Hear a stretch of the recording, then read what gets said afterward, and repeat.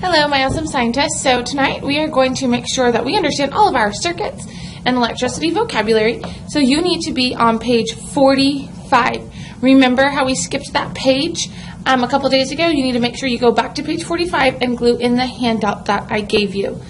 All right, so let's start with our first important vocab word. And we're going to write the word here, and then you're going to draw any illustration you want in this box that shows the vocabulary word we talk about. Okay, so our first thing we need to make sure we know is what form of energy is circuits even dealing with. And a form of energy produced by the movement of electrons through a closed circuit, we call that electrical energy. Okay? Electrical energy is the movement of electrons in a closed circuit. Okay, and you can draw whatever picture you want in this box. Okay, our next word is the flow of electricity around a circuit. The key word here is flow, and the flow of electricity is what we call the electrical current. Okay, so the current that is running through that electricity or through your circuit is the flow of that electricity. Okay, our next important word is going to be the pathway. And remember, we talked about how a pathway is not just one wire. Okay, a pathway is you start at the positive end, you travel to all objects, and then you come back to the negative end of the battery. That is one pathway. How you get from the positive end all the way back to the negative end. And every circuit, okay, must have three things.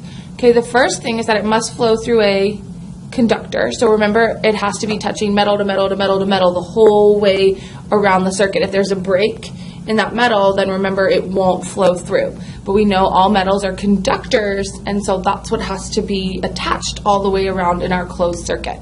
Okay, we also talked about how there's three must-have components in every electrical circuit. It must contain wires. Those wires must be made of what? Metal. We must have an energy source. Okay, we've been looking at a battery for the most part, but we could have solar panels. We could have a hand generator. Okay, a battery is not the only energy source, but it is the major one we have looked at. So we need metal wires, which are conductors. We need an energy source, and then we need a destination for the energy. Okay, remember we have talked about several destinations. You guys looked at a motor. You guys also looked at a light bulb. Okay, so remember our energy destination does not always have to be a light bulb. Okay, you guys used many different objects. You used a buzzer, you used a motor, and you used a light bulb. And this is what we call a circuit. Okay, the pathway it follows is its circuit. Okay, and a circuit must have three things: conductors, energy source, and a destination for that energy to go.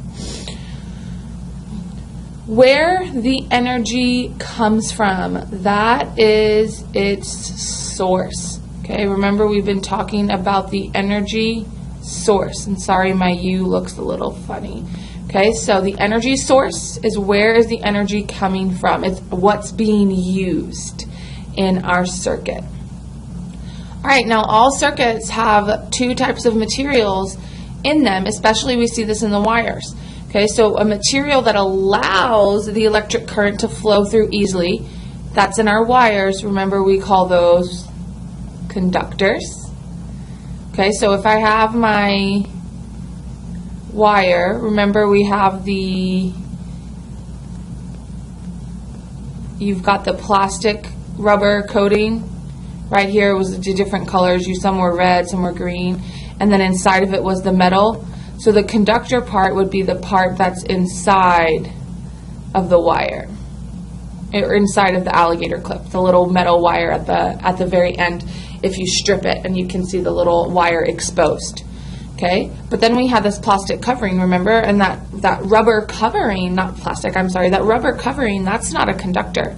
That rubber covering is a what? An insulator. Okay, and the reason why those wires are covered in an insulator is to protect us. Okay, this slows down or stops the electrical current from flowing It's the rubber covering of our wires. So if we draw this same picture, you have the exposed wire right here, and then the rubber coating on the outside. The insulated part would be the outside, that outside covering, okay? So it is important to know that when we're looking at those wires, because mostly what you see is the rubber, okay? But you know that the rubber is just the outer covering, and inside, just like the tip of it, is metal, and all flowing through here is the metal conductor, and then it's wrapped in an insulator to protect us, okay? All right, so we just have a couple more words to talk about, okay? So this is not a necessary part of every circuit, but we like to add them in so that we can control whether or not the circuit is open or closed, okay? And remember, that is called our switch. Okay, and remember, I do not need a switch in my circuit. I absolutely do not have to have one. Remember, you guys made a perfectly working circuit without a switch. If I have my energy source, my conductor, oops, there went my wire. We have our conductor metal wires on the inside. And then once I'm so sorry that keeps popping up. And then once I complete the circuit and hook everything together, the motor starts to come on. Okay, sorry, having technical difficulty. This just flew off of the motor. But I just wanted to show you and remind you, do I have a switch here? No. Okay, can I add a switch? Absolutely. And if I add a switch in, that's a little bit easier to control whether or not the motor is on. So here's my motor, and you notice the motor is still on because the switch is what? Closed. But if I open this switch, the motor immediately stops.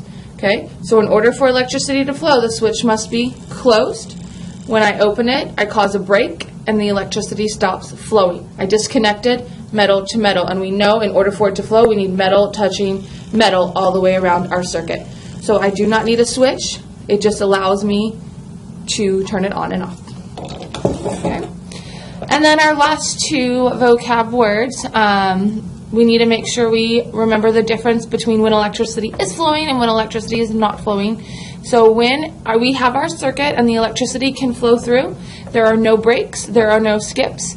We call that a closed or complete circuit. Okay? Remember, you have to know both words, but you'll see they both start with the letter C. Okay? And then our last one is when electricity cannot flow because there's a break or a skip in the circuit, and that is an open, oops, sorry about my really bad handwriting tonight. The Mimio's not being my friend, but we call that an open or an incomplete circuit, okay? So those are all of our important circuit vocab words. Make sure you study them for your quiz tomorrow. Make sure not only do you have the vocab word listed, also make sure you have an illustration for each word, whatever you think of when you think of that vocab word. And I will see you tomorrow. If you would like to stay tuned, I will show you something kind of cool. You don't have to, but if you're done. But what I'm going to show you right now, and you might have done this in 4th grade.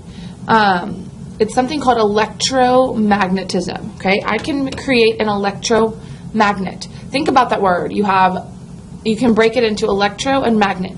You know, magnets are going to attract to the 3 kings of Nick. Okay, remember nickel, iron, cobalt, and steel. And I can create my own magnet using electricity. Okay, so an electromagnet is simply magnetism created by an electrical circuit.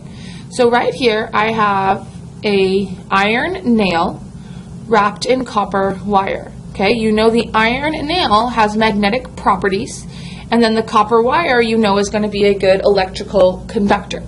Okay, so I would need an energy source, so I'm going to use this battery right here.